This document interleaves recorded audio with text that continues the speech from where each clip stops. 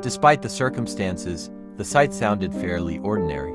A boy sitting at a dinner table with who I assumed were his parents. I was doing the same about 10 minutes earlier in my own home. Only, the furniture was different. Everything was varying shades of glaring white. The walls and cabinets bent and swayed at odd angles. Trinkets and appliances littered the scene. I couldn't make out the function of any of it.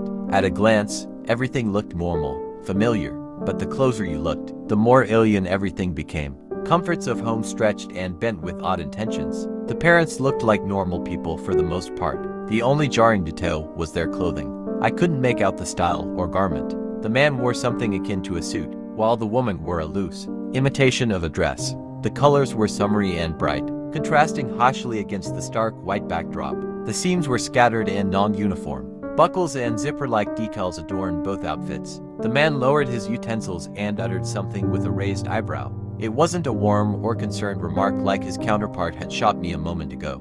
It was cold, inquisitive.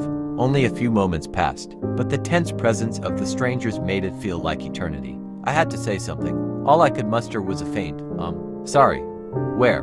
Before I could get the words out, I froze. That wasn't my voice. I was speaking through someone else's mouth, in someone else's home, to someone else's family. This was obviously a dream. It couldn't be real. Tears started to well up in my surrogate eyes. I felt panic coming on. A faint buzzing sensation, a flicker of light. I was back in my room. The moment left as quickly as it came. The final image of my unwelcome stay in that stark white dining room burned into my mind. Mid-panic, I caught a glimpse of the parents' expressions. It wasn't confusion or concern. Any hint of that was gone. They were smiling at each other.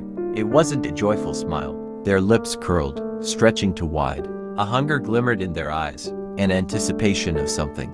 Something I fear would have been very apparent had I stayed a moment longer. I took a shaky sigh of relief. I felt thankful to be back in my room, in my own body. For a moment, I hoped to forget all about it, bury it deep behind a wall of virtual comfort. After all, it couldn't happen. Before I could finish the thought, I noticed something. Something was off.